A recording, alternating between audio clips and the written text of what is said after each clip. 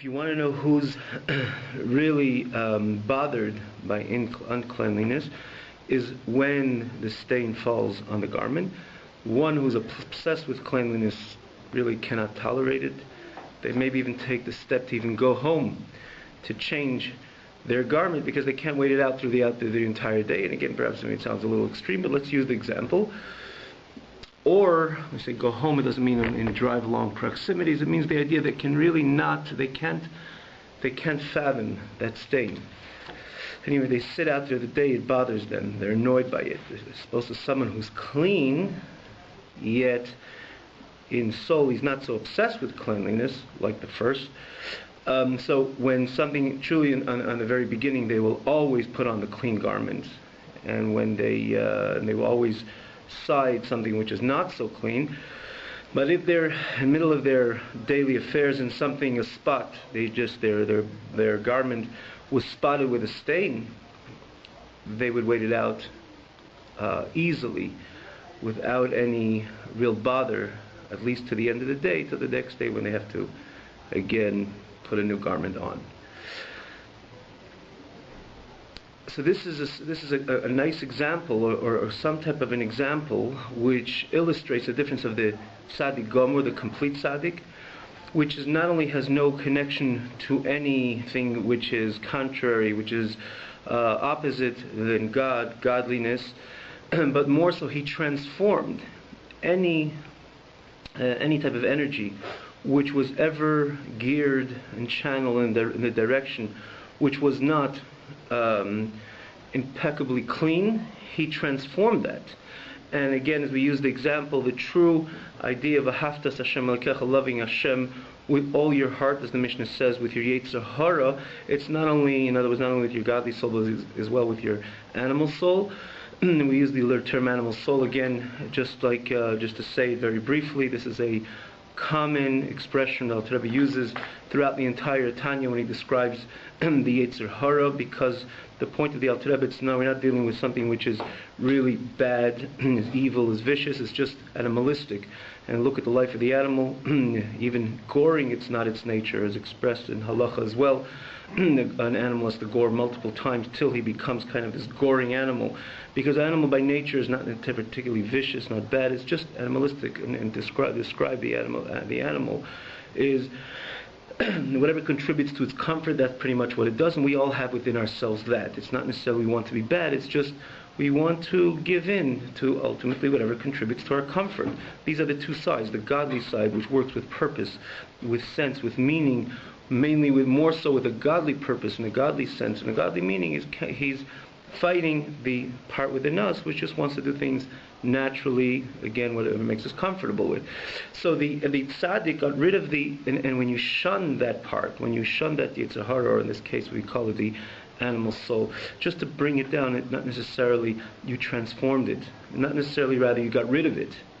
You not necessarily got rid of it, because when you shun something, ultimately you don't let it express itself, but in its core basis, in essence, it's always remaining, and at times, if you don't completely look after it, it could flare up and again be an opponent to one's Avodas Hashem.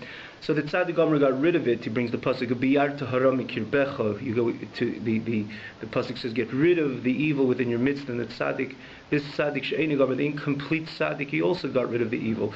The problem is he didn't transform the evil to become an ally, and therefore he's called eini gomer. He's incomplete. But where do you know it? And this is getting to the point which we're holding. Where do you ever know? Where can you ever tell that the tzaddik, the incomplete tzaddik, has something, and again, in its core, in its essence, something which is not aligned with God and godliness, is not his original approach. His original approach, he's always searching for God and seeking God, and he's a tzaddik. And as we explained, the tzaddik when you say he shunned the Yetzer Hara, it means to say on the surface, right? We're looking at the latter, for the example, the one who is clean but not obsessed with cleanliness. On the surface, he has no Yetzer Hara. He got rid of his Yetzer Hara. Ubiyar tahara mikirbecha means he got completely rid of the Yetzer Hara. So he has no temptation to do anything incorrect, and his whole drive is just to do what Hashem wants, just to do. He pursues the God and godliness, and anything which is opposite than God and godliness. He also is disgusted with it. He abhors it to a great degree and extent, and he, you could use the words, hates it, and he despises anything which is not aligned with godliness. Yet he's still called an incomplete tzaddik, because what he's done, he's completely eradicated. He crushed the evil. He crushed that Yetzer Hara, but because he didn't transform it, the Yetzer Hara did not yet become an ally.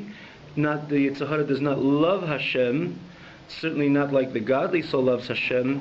So that's why it's called the incomplete tzaddik. But where do you see it? Not when his active approach in his avodas Hashem, but where do you see it is how does he appreciate, or how does he deal with something which does not have a godly purpose. The complete tzaddik has a overt hatred and he's abhorred by anything which is not aligned with avodas Hashem. And as we mentioned, again, it doesn't mean that they're completely removed from the reality of this world. They eat normal, they sleep normal, because that's what a person, as a human being, is demanded to do. If a person could eat normal food, it doesn't mean he's eating something which is completely tasteless. But as we gave the example that even in the secular world, in other words, his approach is not just to anything he eats. We gave the example, a good apple. He's not into finding the taste of the apple. He has something, he's involved in something, he's involved in serving Hashem. He doesn't make a point of how the apple tastes or doesn't taste. And we gave the example in the secular world, somebody who's involved in an important business deal, and he takes a break to eat an apple. In the second half of the day, he's going to make a lot of money. To the extent if you will ask him, what do you eat for the break? He has to remind himself, because his mind is on the next half of the day when he's going to make that important business deal. So if you served him grass, as an example, we gave the example, certainly it'll catch his mind as he's eating it, like what's it all about. But he'll eat the apple, and he'll have naturally appreciated the great extent the taste of the apple. But if you ask him an hour later, what did you satisfy yourself on that break? It will take him a few seconds to remind himself, because as he was biting into the apple, he had a whole world of how the next half a day is going to unfold.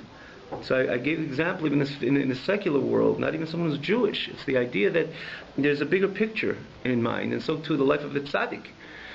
Even when he spoke about the idea of abhorring something which is associated with worldly pleasures, but the Alter Rebbe adds these words which have no godly objective to them. That's what he abhors. That's what is ma'us, which means is disgusted in the eyes of the tzaddik.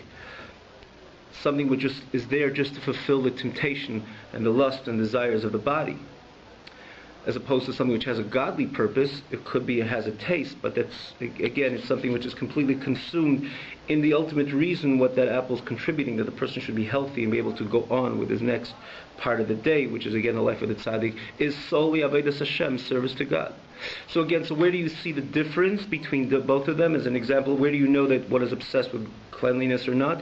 It's not when they're active approach, but if something the opposite of cleanliness kind of happens in their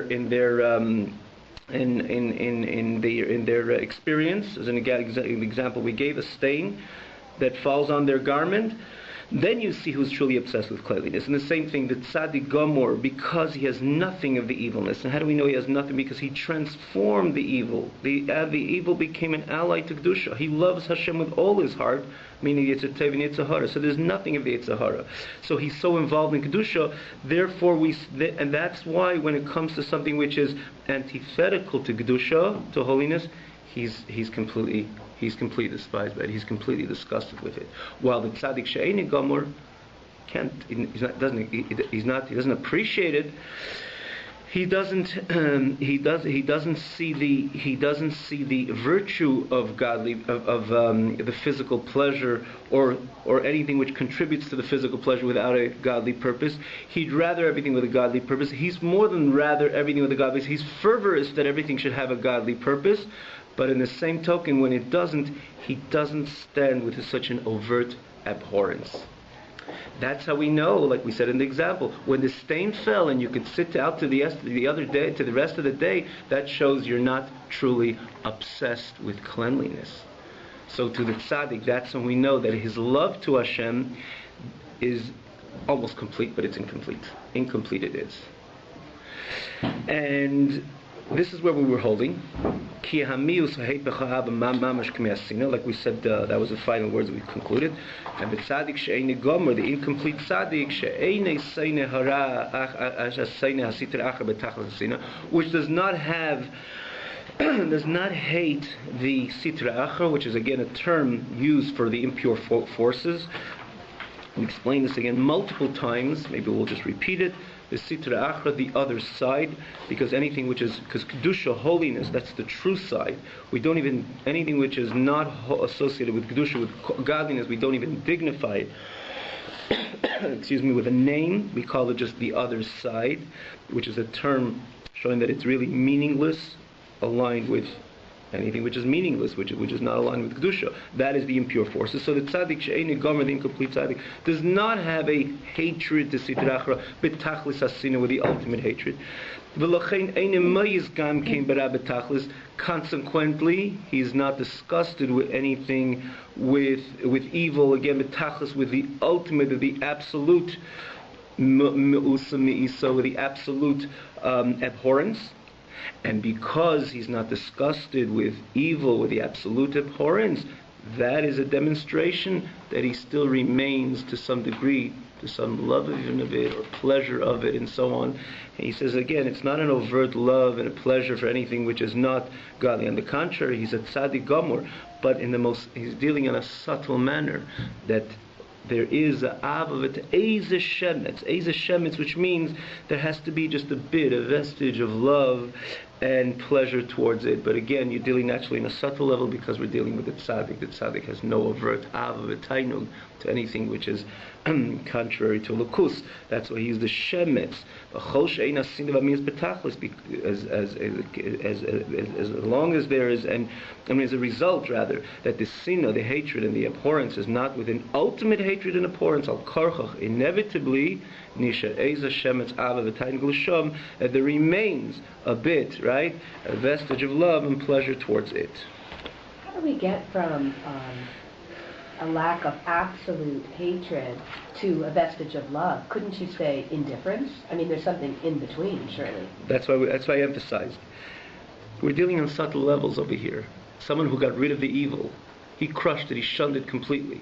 It's so minimal.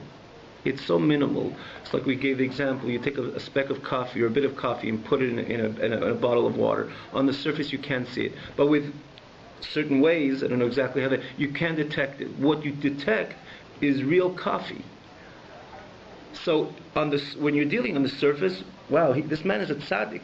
Which kind of tzaddik? Tzaddik gomer? Ein gomer, right? Ein gomer. Worked on himself enough that he can completely got rid of the Sahara. Sorry? Can he turn into a tzaddik gomer? He definitely can. But right now we're defining the two. Okay. Certainly he can turn into a tzaddik gomer, especially because he's a tzaddik. As we mentioned last week, we're going to get to this main point over here for this reason that Alter Rebbe calls it Sefer Shel Beinanim, a Sefer of Beinanim, because for the Beinanim to become a tzaddik is not a simple task at all. For that matter, the mandate and the goal and certainly the original objective of man is to be a Beinanim, not a tzaddik. But here we're defining, in other words, like we mentioned as well last week, the reason why the Alter Rebbe elaborates chapter 10, what the tzaddik is, the two levels of tzaddik gomer, tzaddik she'eini gomer. Chapter 11, the other side, the Rasha v'tov or Rasha v'rala, means the Rasha gomer or the Rasha she'eini gomer, let's use those words. That description sets the tone to understand with clarity what the Beinani is, and ultimately what our mandate in being the Beinani. So if you notice, this probably can become the tzaddik. She'eini gomer? Not necessarily. No? The whole tzaddik, the idea. Tzaddik gomer. What? Could he become a tzaddik gomer? Is a tzaddik gomer born a tzaddik gomer? A tzaddik gomer is, you could say it's born. It's something more like a gift. It's something which comes from above. It's not something which is. It's not something which we can obtain. I mean, let's look at it realistically. That. We can what? We can't become a tzaddik gomer. We can't become a tzaddik gomer. Maybe not even a tzaddik she'eini gomer also, because if you think about it, especially as we explained, these are not terms which are they're not terms that are just with these expressed and illustrated just in words, ideally. Let's understand this practically speaking. You're dealing with somebody when you say he got rid of the evil, it means to say he walks the street, he has no challenges. Because when you say he got rid of the evil, there's nothing within him compelling him to think, look, or hear something which is ungodly. Or not only ungodly, but clearly not godly. The average, each one of us, if we're honest with ourselves, we have challenges throughout the day. And as we mentioned as well, not only once in a while, every hour, sometimes, if we're honest with ourselves, many times we have challenges every 5 minutes or 5 seconds or 5 milliseconds also. If we're out there in the world, we have constant challenges. Why do we have challenges? Because there's something within us which is driving in a direction and telling us, think that, look there, hear that, speak that, or do that. That's the story. That's our story. All right. Let's be honest with ourselves. I'll talk about myself and most of the people I know. This is the story of our life. I'm sorry. No, we got these little men in us. Right. I guess men as opposed to women, right? Okay. Yeah. Little men. I hear what you're saying. Yeah. We got mentioned. In other words, so that means that we have a lot of evil within ourselves.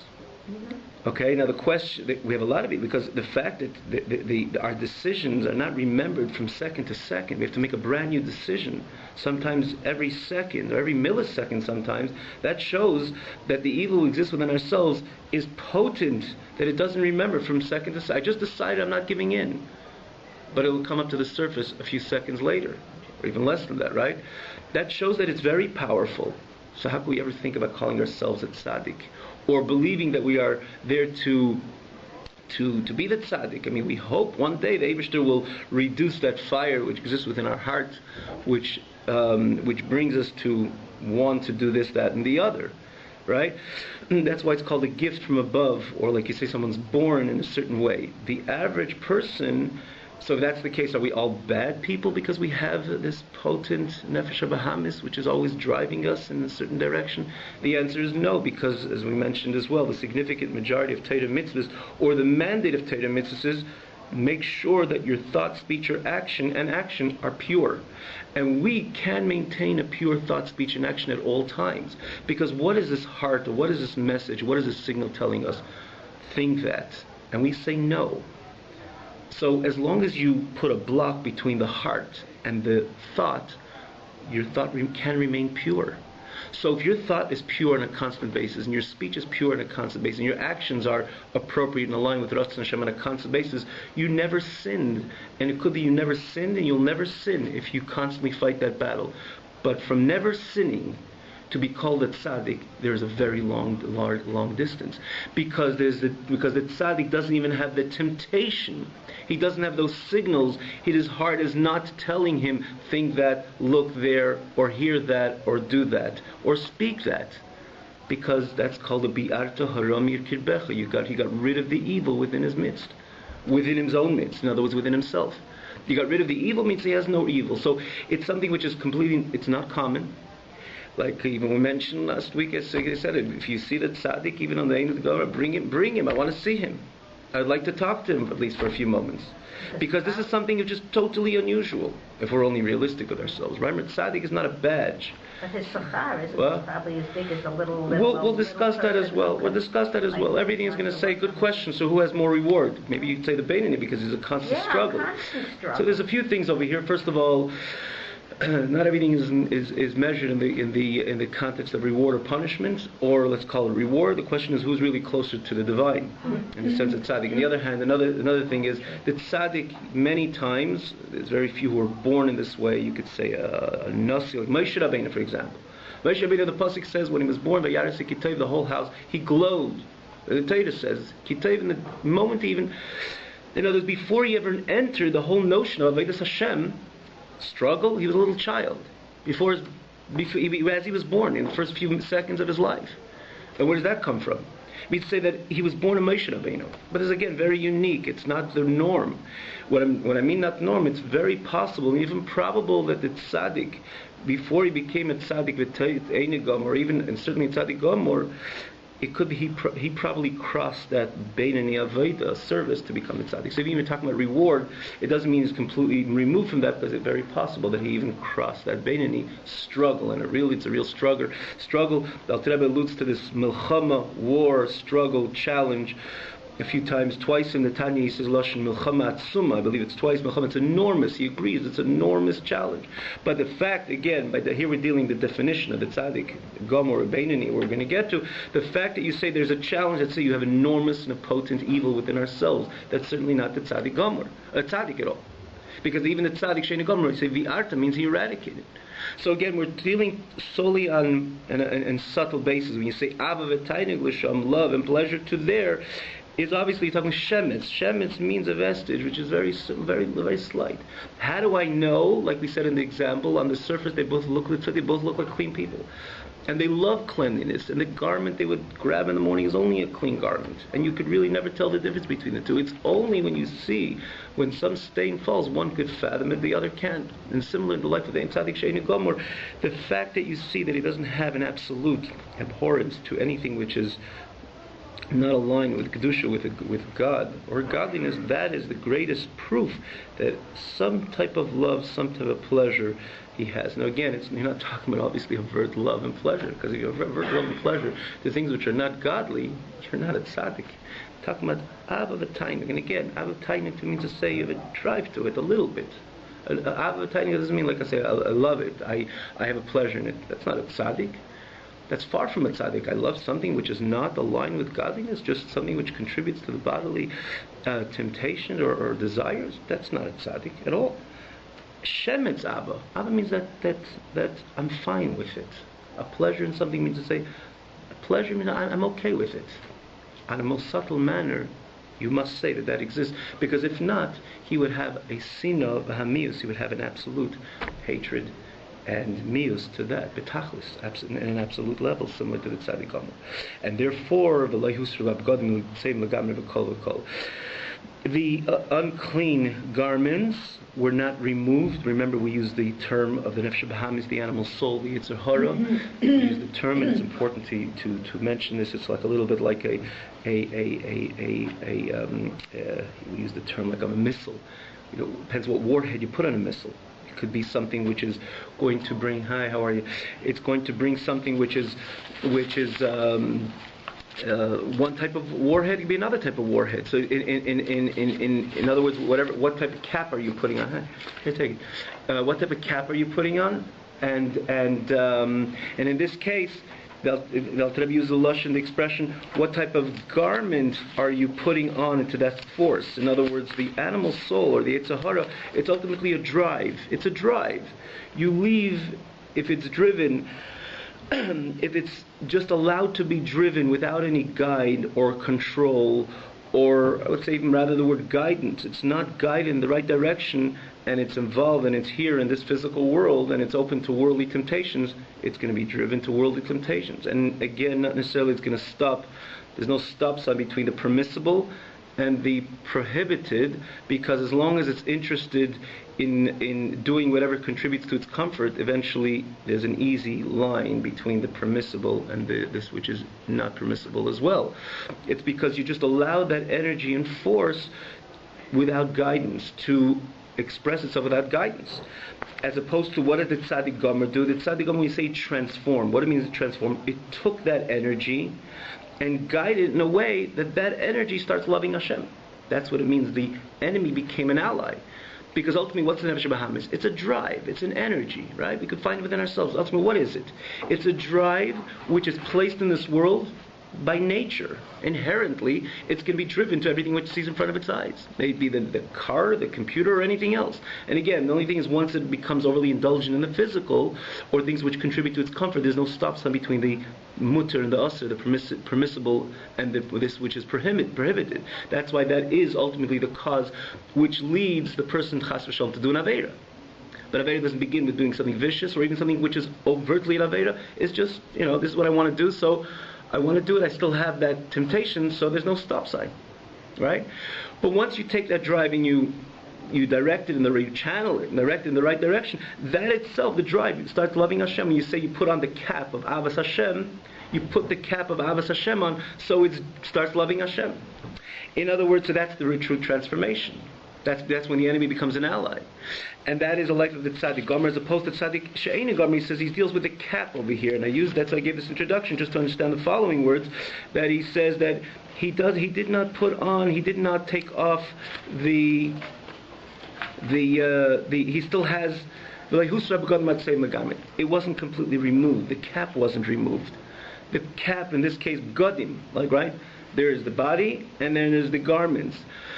The garments are like the cap. Depends what type of garments a person wears. If it's clean garments and not clean garments. Nothing changes with the person if the garments are clean. It's just when you put on clean garments and beautiful garments, it beautifies the person. It brings out the best within the person itself. Did the person change? Didn't change.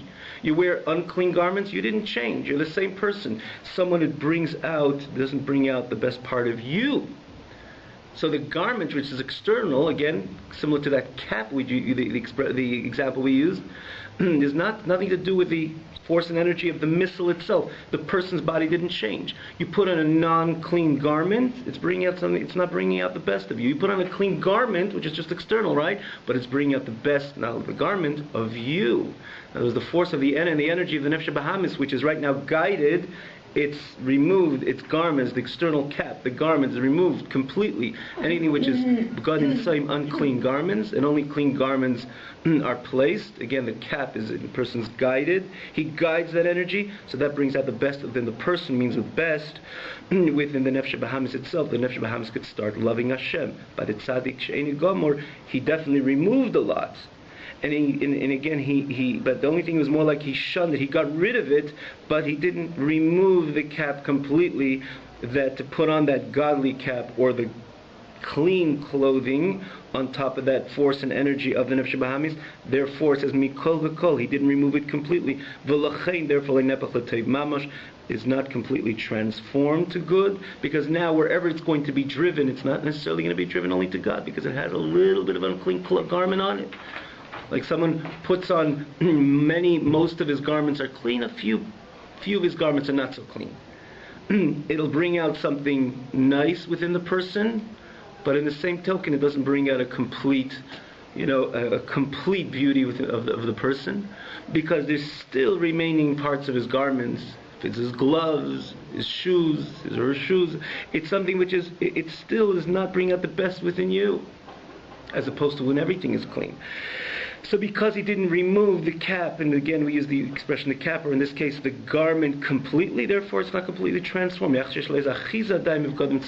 a bit, it comes through, the force and the energy of the Nefesh Bahamis comes through, like in the example we gave, the person's image comes through his garments, and if there remains just a few garments which are not completely clean, so his image comes out through that as well. And if the image that comes out through, even majority is clean, but if his image comes out through, or he's wearing some unclean garments, so his or her image comes out, again, through those garments as well, even though the majority of the garments are clean. And therefore, what is the picture they portray? Something which is incomplete. Right? It's a bit incomplete. Is it clear? The Nefesh Bahamis is a force. It's an energy. Depends what you put on that energy. Usually, when you don't guide it, what eventually forms the garments which are formed of that energy is something which is unclean. Anything which is associated with Olam Hazeh, worldly pleasures, because that's where the Nefesh Bahamis is without guidance. That's where it inherently expresses itself, because that's where it is. Right? So what's the problem? The problem is not the force and energy. Force and energy can be utilized to love Hashem as well. The problem is that it has all these garments, negative, unclean garments. So this energy is expressed through unclean garments. So it comes out in a very unclean manner. The person lives a life of an animal. What if you remove something, like we said before, the energy itself is neutral. It's like the person itself. The person's body is neutral. You put on unclean garments, the person himself expresses it himself in a certain way because he's wearing something unclean.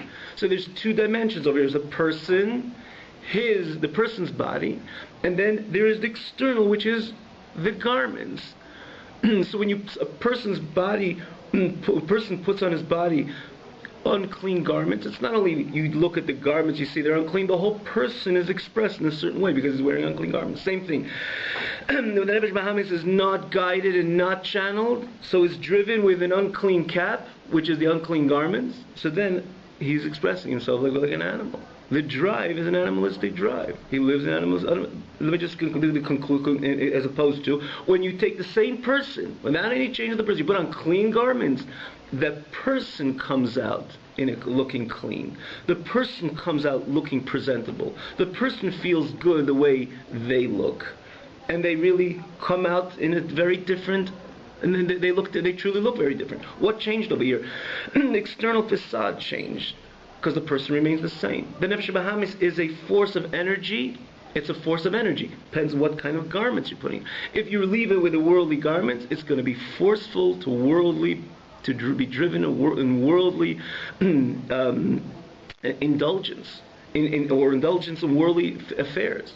But when you put on a godly garment over here, it's a drive, right? It's an energy, like similar to the body, or we said the same, the missile, and it's a drive.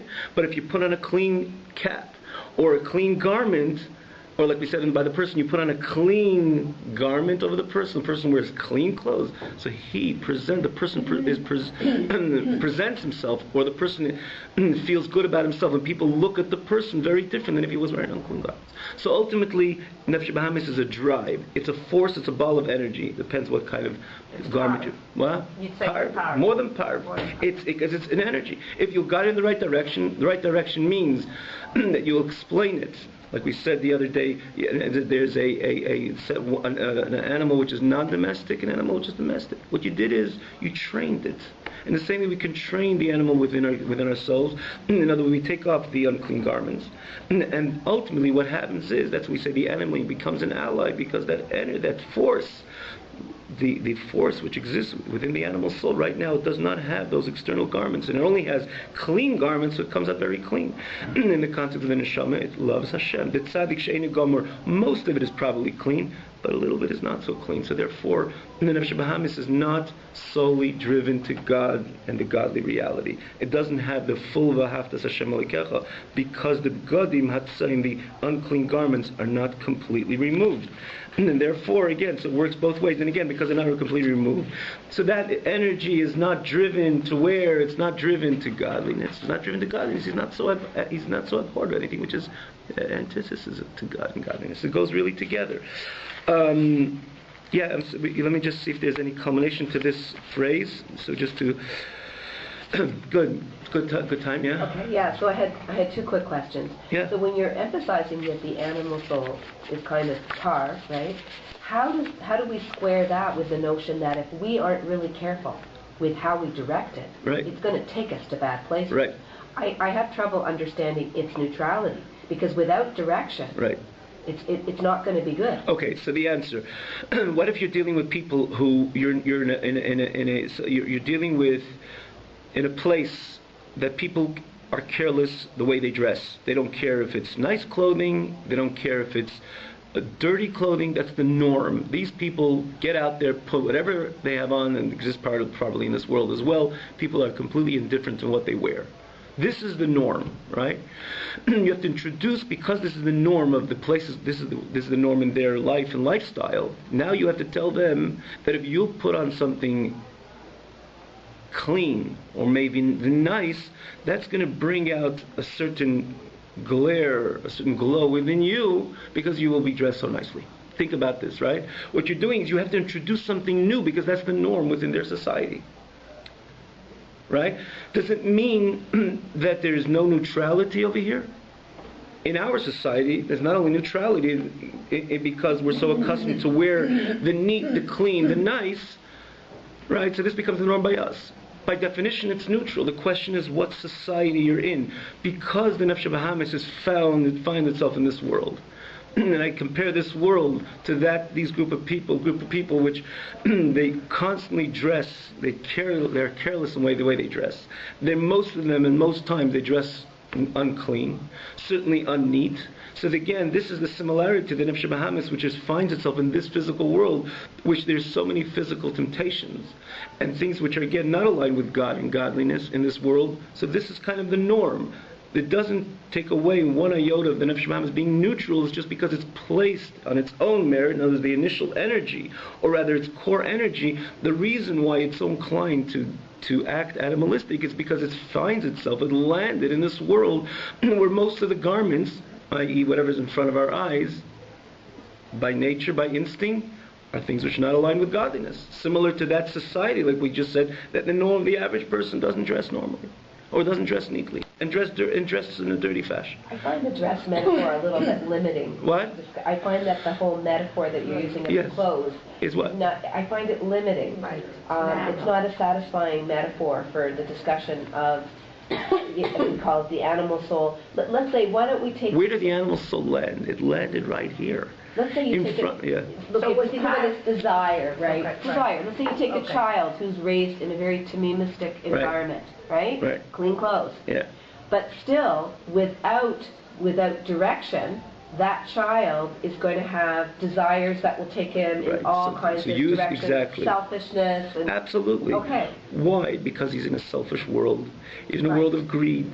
He's in a world which people run after the physical. In other words, take for example the neshama before it comes down to the world in Gan Eden, for example.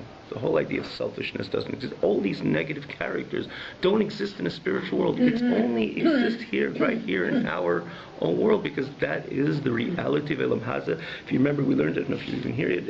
It says, "Kol ma'aseh Elam Haza koshim v'ra'im." This is the innate, inherent nature of this world. So you take a child, right?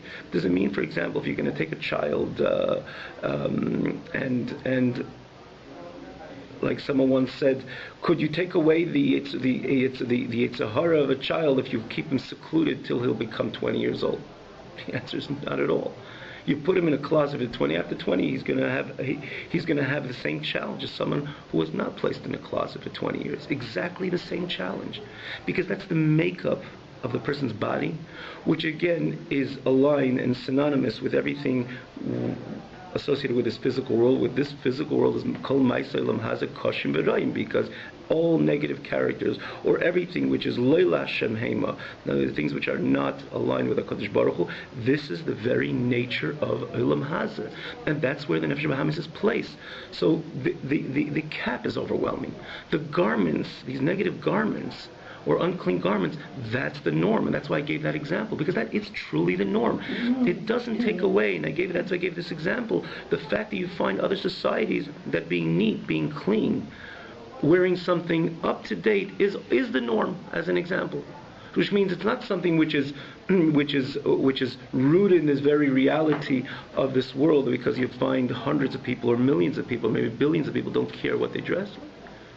It doesn't take away from this sense of that there exists neutrality, because you find other societies are the other way around. It means to say that we could accustom ourselves to take this body and dress it constantly in a neat fashion, because essentially this neutrality exists. Where do you see this neutrality exist? Because you see in the same physical world two different societies. People are caring the way they wear.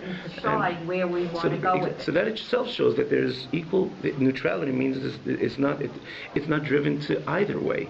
And I gave this example because you find two different societies in the same physical world, which these people are careless and these people are very careful.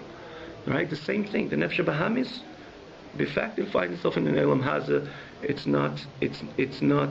it's right away in that society, as we gave the example, those who are careless the way they dress, because that's the same as well. But essentially, the makeup of the Nefesh Bahamis, right? It's a little bit theoretical, right? Because we all find ourselves we don't have this Nefesh Bahamis in Gan Eden. So ultimately, it's always landing in that society which was careless the way they dress. But it doesn't take away, ideally, from the fact that the makeup, right? The makeup, the chemistry, what the Nefesh Bahamis is. Nefesh Bahamis is a neutral energy, and it has the ability to be placed guided in a way that, again, you put on clean garments, and once you put on clean garments, the force in the Nefesh Bahamis starts loving Hashem, because it was placed clean garments, like you put clean garments on the person's guf, the person's body. the body comes shining through, even though you didn't do anything to the body at all. You know, I don't understand the part you said that if you take a child and you put them into a box and Yeah. they're not exposed, they're still going to be exposed. Once- Is it because Yetzer Leicha Dam Ra, because people are born with that? Because this is the makeup of Elam Haza. You're born with it, you're living with it. This is the texture of this world. Everything. And where did it come? It wasn't always like that. As we know, the time of, for example, important, good you're pointing it out. For example, the first 6 days of creation, the world wasn't like that. It says this world was like Elam Haba. For that matter, you see it in the clear Teresh Miksav. It's not even a medrash. Adam Arishan and Chava did not know that they were unclothed. They didn't even notice. When they ate from the chayt, from the apple, then by Yizbei Shashu, they embarrassed. What happened? The answer is that the world has plunged, and from then and onwards, right? We're still in therapy from then, right? But I mean, because this is what that's why ultimately we land in that society. People are careless, but again, it doesn't take away from the neutrality of the Rosh Bahamis. Let's just finish these few lines over the time. On that page which begins Elu Shu Batel Miyuta, the only thing is again, he's still the tzaddik. Let's always remember, he's the tzaddik, which has nothing of anything on the surface, has nothing unclean about him. On the surface, we're all dealing with subtle levels. And I say this because chas v'shalom, to say that he has an overt love and pleasure to something which is ungodly, because then he wouldn't be the tzaddik. That's the Beinani, or even less, or something that, this is our story, right? We're dealing with the tzaddik, so it's so minimal. And so where is it? It says batel b'miyuteh u'kalach hashiv. You see also, you see how clearly we're dealing, he uses the term ava and tainu, love and pleasure, based on what you asked before. Why the word love and pleasure means say there's a certain subtle comfort with it. He's comfortable with it. It doesn't. He could live with it, but again, it's batel b'miyuteh u'kalach hashiv. Kalach hashiv means on the surface he's a tzaddik. You look at him, he's a tzaddik. You look at him, he's a true tzaddik, and everything about him is a tzaddik. But it's there, but batel b'miyuteh u'kalach hashiv. Kalach hashiv means it's insignificant. And b'lachei nikra tzaddik v'ra kafaf v'batulei. Therefore, he's called a tzaddik. V'ra, the next page, one after. V'ra means to say is evil, but loy. And quickly to show the Alter Rebbe, it has the pirush. The simple meaning of the Gemara is, if you remember, the tzaddik veraloi is the tzaddik which experiences evil. That was the literal meaning of the Gemara, translation of the Gemara. The Gemara says you have certain tzaddikim veraloi, they have certain experiences in their life that are not particularly good, and the Gemara says he's probably tzaddik she'eni gomer, because the whole reason why a person has negative experiences is because there's something incomplete with them, and Hashem wants to cleanse in their neshama. So the ra, and the meaning of the Gemara refers to the experience. Excuse me. Here the Alter Rebbe is using vera, which is the quote of the Gemara, part of the avodah, not his experience, but who he is. He's a tzaddik. Vera doesn't mean he's experiencing evil, but vera, that little evil which he has, is loy. Loy means is completely surrendered and subdued to the overwhelming tzaddikness of this person. He is a tzaddik. Let's not forget, he's a tzaddik. On the surface, it's only love to Hashem. Right? But it's still loy, a little bit without loy. Therefore, his love to HaKadosh Baruch Hu, he certainly has love, and he has a fervent love to Hashem. We should remember again and again, it's a tzaddik. That if he has a heart and he has a love, it's solely to HaKadosh Baruch Hu. It's just eine betachlis. It's in something that's not complete. Only for that reason he's called tzaddik she'eni gomer, not more. Not that he chas v'shalom has a connection to something which is overtly overtly evil, or chas v'shalom an overt love and pleasure in something which is ungodly. No, and that's what we say. Batel b'miyutah, as we gave the example. You take a little bit of coffee and put it in even the smallest bottle. You will never recognize there's coffee in there. This is a bottle of water. There's no coffee. But yes, there is coffee in there. There's for sure coffee in there. The only thing is, you can't see it. So no someone's going to say, oh, there's coffee. So this is similar to a dark black coffee. No, chas v'shalom, it's a tzaddik. A tzaddik which only loves Hashem, it's pure crystal water. He loves Hashem. The only thing is ain't a betachlis because just a little bit ra, but this ra is batalai, kol hachashiv, it's completely insignificant. Okay, have a great night.